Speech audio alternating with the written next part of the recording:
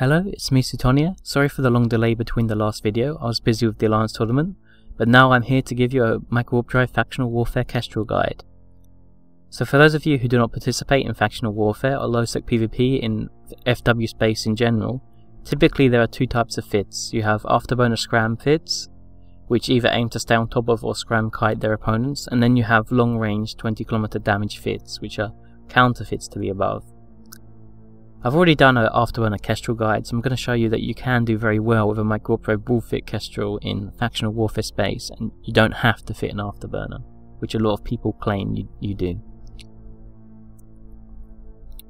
So one of the problems that you'll face when using afterburner kite fits is that you'll die to 20km disrupt range kiters if you don't tackle them on the warp-in beacon. While this is generally not an issue for obvious range kiters like the Slicer or the Condor, can be very problematic for ships that can be fit in different ways. For example, a Federation Navy Comet is something which you would typically want to range kite at 8 to 9 kilometers if it was a blaster fit, but if it's a long range rail fit and it escapes scram web range, then you're going to die without being able to do anything, and this will influence where you position yourself on the beacon. Too close and you die to a blaster fit, too far away and you die to the Microwarpdrive disruptor fit. So I'm going to solve that problem for you by flying the Microwarpdrive Scram Web Kestrel in FW space. The advantage of doing this is that I can easily kill most long-range disruptor kiters, since they're typically fit in a way where they're vulnerable to Microwarpdrive Scram brawlers, and also because these players are usually dealing with afterburner fits, I find they're a bit sloppy when it comes to getting slingshotted and tackled by brawlers. If someone in an afterburner fit comes into your Plex, just Microwarpdrive away and wait for them to leave and hopefully come back with a Microwarpdrive fit. And if you avoid combat like this, usually people tend to think that you're a farmer rather than a PvPer, and they'll come in some ridiculous fit that you can easily kill. And as a bonus, you are less likely to die to blob camps, and you can use advanced tactics like splitting people up on grids. So this fight is pretty interesting because I was capturing a Plex and a worm came in. I just burned away from the worm, and he was afterburner fit, so he couldn't do anything about it. And he just sort of sat in the Plex, and his buddy in a Gamma came in, and his buddy in a Gamma just sort of like came straight at me. They probably thought I was a farmer or something. Anyway, this is the strength of the Microwarpdrive fit, in my opinion, is that you can split people up on grids like this.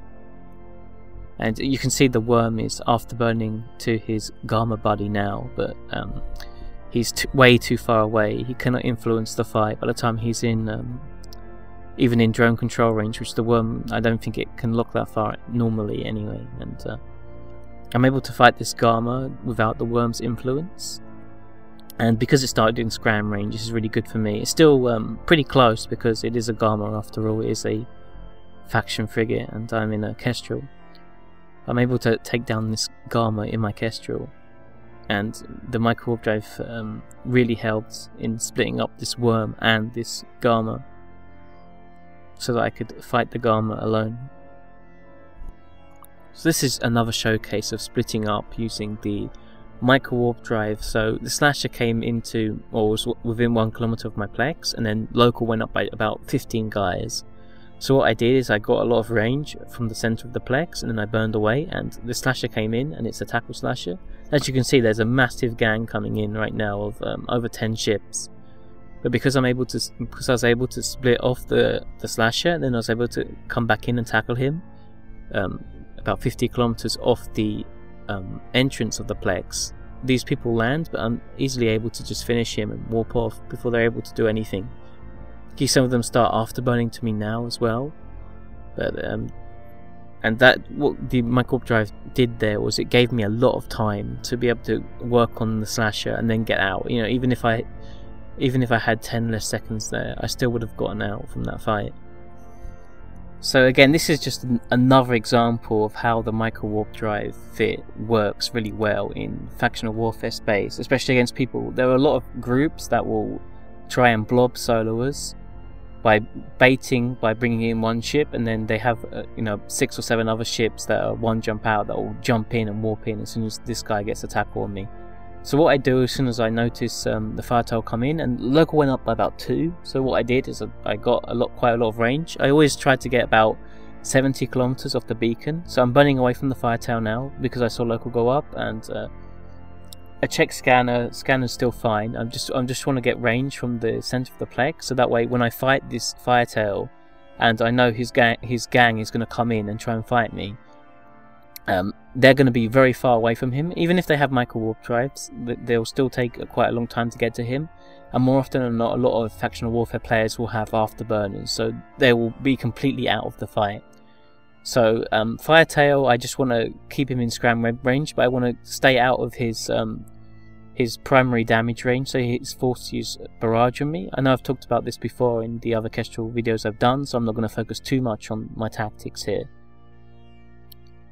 As you can see, local pops up quite a bit, and then you can see, you know, I've got 2 comets, a hookbill, a Tristan coming in, but I'm able to deal with this firetail, and they all land 60 kilometers away, and I'm able to warp off, and they get absolutely nothing from that, and I'm able to kill a faction frigate in my Kestrel. This is a fight against a police pursuit comet, which is dual prop fit. And one of the strengths of the Kestrel is that you don't have to make many fitting sacrifices to fit the Microwarpdrive fit versus the afterburner fit. The only fitting adjustment you need to make is switching your Tech 2 medium shield extender to Meta 4. But a lot of other ships have to make a lot more fitting sacrifices to get Microwarpdrive, or especially dual prop. And I'm able to kill this police pursuit comet in my Kestrel. So another advantage of the Microwarpdrive is you're not limited to fighting in plexes like you are with the afterburner fit. So I wasn't really getting any fights in the novices, so I just warped to the station at 100 in a very busy Galanti system, and the Tristan just undocks and just goes straight for me. And the Kestrel is really strong. I think it's probably one of the strongest Microwarpdrive scram web fits there is in the game.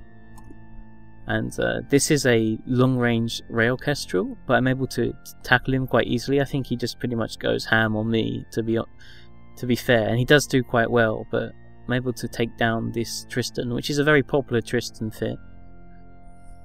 Having a Microwarpdrive also helps with evading gate camps. You can make it back to a gate in cases where you would otherwise die in an afterburner fit. I am Satonia, thanks for watching my video. There'll be a lot more stuff on the way. See you soon.